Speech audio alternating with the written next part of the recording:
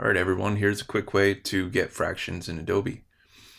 So here you can see I have 30.5 inches in line. Doesn't look too great. Let's see if we can get a fraction in there. Quickest way, so I'm going to actually select this, go to my type menu and select glyphs.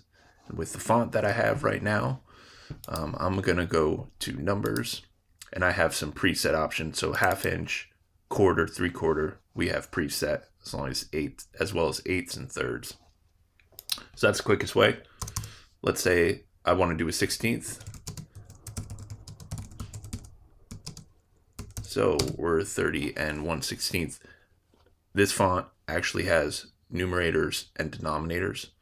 So I would do, let's say it's going to be 11/16. I'm going to change my sorting back to my entire font. And if I scroll down, I'll see those small numbers again, which are my numerators and denominators. Right by that, I have a fraction slash. Then I'm going to add denominator 1 and 6. And here I have 11/16. Now you'll notice the baseline is a little low. I can change that in my character menu to the right here. Lift the baseline up to an appropriate height. And now, the good thing about doing it inline as a glyph is that if I want to change the size of this text, my fraction scales with it. There are a lot of fonts that have numerators and denominators and fractions included. This is a good sans serif. Baskerville is a good serif. So this is one of the best options in Adobe InDesign. If you're looking to do fractions in Adobe Illustrator, you could do it the same way as we found in InDesign. Here you would go to type, glyphs, and it's easier to search in the entire font. They actually don't break it up by numbers, but you could find numerators, denominators, and other things in this glyph menu.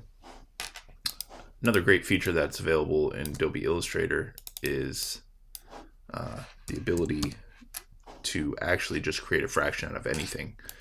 So that's slightly hidden. If I were to select this half unit, I would go into type. There's actually nothing in this menu, so I'd go to my window, type, open type, and now within this open type menu, I have certain options on the bottom. One of them happens to be a fraction, and that allows me to turn anything I select into a fraction. Now, just be careful with that. Once it's selected, it will create fractions as you go, which can be convenient. It's a little bit quicker to use than using glyphs. So Adobe Photoshop is actually the easiest. You select what you want to make the fraction, and then your type options menu, you just select fractions, and it'll turn what you have into a fraction. If your workspace is different and you don't have this option, select the item, go into the type menu, open type, and select fractions, and it'll create fractions again.